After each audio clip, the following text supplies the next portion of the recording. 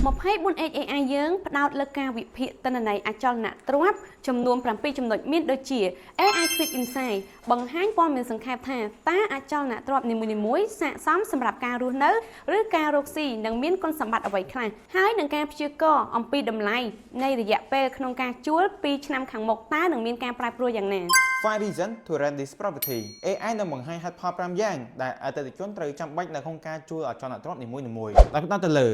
ទីតាំងការរចនាបថការដេគ័របរិយាកាសនិងអាជីវកម្មដែលនៅជុំវិញព្រមទាំងស្ថានភាពប្រវត្តិអចលនទ្រព្យតម្លៃនិងឱកាសនៅក្នុងការវិនិយោគជាដើម Competitive Advantage Strategy AI នឹងបង្ហាញពីគុណសម្បត្តិរបស់អចលនទ្រព្យប្រៀបធៀបជាមួយទីតាំងផ្សេងឬអចលនទ្រព្យផ្សេងក្នុងនោះមានព័ត៌មានលម្អិតអំពីការវិភាគវិតម្លៃអចលនទ្រព្យស្ថានភាពប្រកួតប្រជែងបច្ចុប្បន្នក្នុងការវិនិយោគ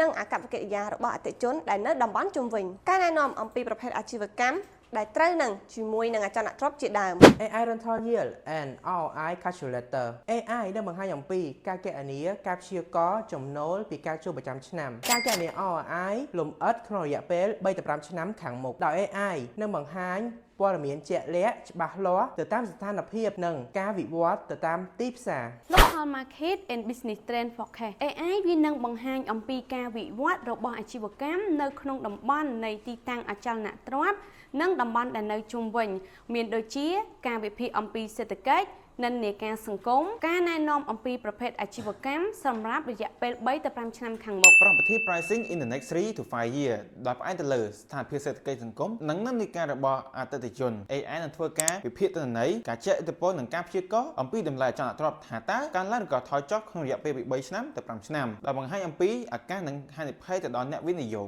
Tenant Investor Opportunity Map ចុងក្រោយAI នឹងធ្វើការបង្ហាញអំពីការវិនិយោគសម្រាប់អតិថិជនដែលគាត់មានតម្រូវការជួល